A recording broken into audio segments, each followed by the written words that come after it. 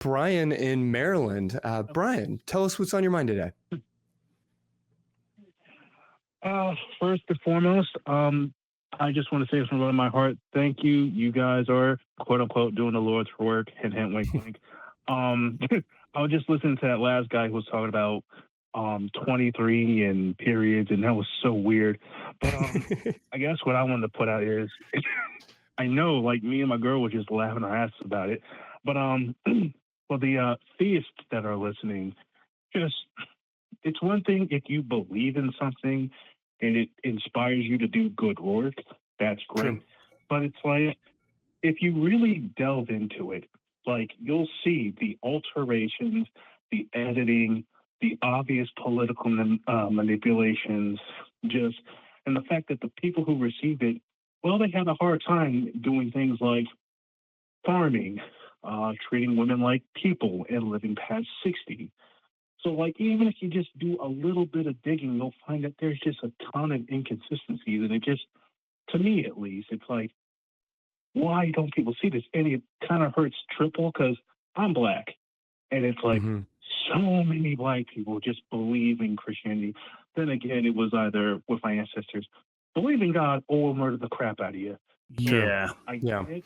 But it's like, come on, man, let's do better. But anyway, I just want to... No, I hear it. I think it speaks to some of that Barnum statement idea that we sort of mentioned, that these texts are written so vaguely and so poetically, and we are so alienated from their origins that they do become easy to sort of shoehorn in any other sort of philosophy that you want to put there.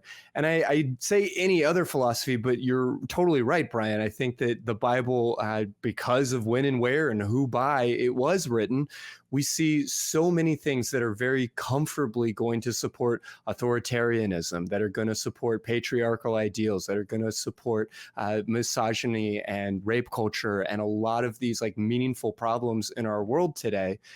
And so for me, when the like literal inerrant perfectness of the Bible started to fall apart, and I had to start sort of judge these philosophies not on God's divine will, but based on their own merit, it became pretty clear, like you're saying, Brian, that there are so many other better books that we could probably be cribbing from.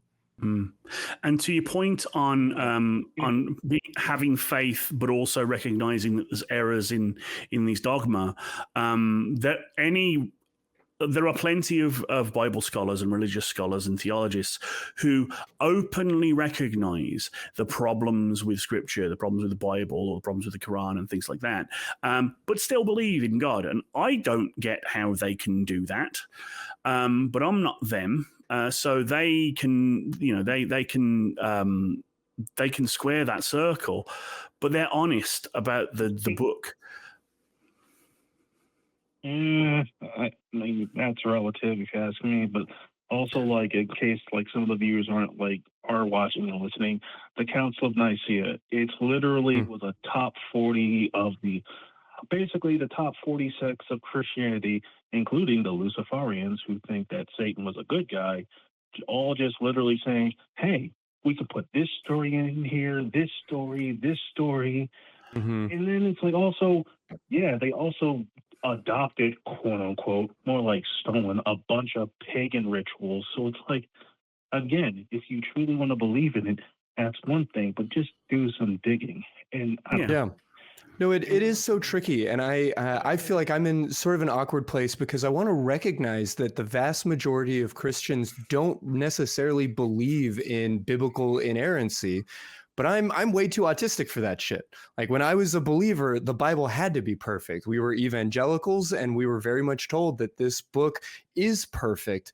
And when you start to look at the historical origins of that book, what got considered canon and what didn't get considered canon, it's really, really hard to believe that God was completely in control of that process.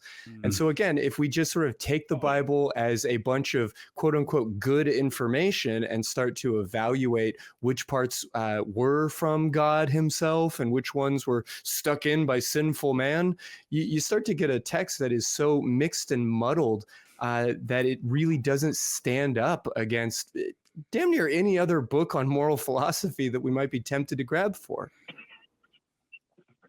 I know, but hey, man, just wanted to say you guys are doing great work. And to all the listeners out there, yes, there are Black atheists. We're out here. Our numbers are few, but we're strong and we're proud. Don't lose hope. We out here. Well, Durante, thank you. Off my chest. Fantastic, Chief. I really thanks for calling in.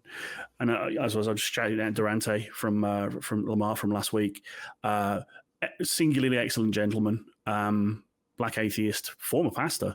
We need more of his ilk.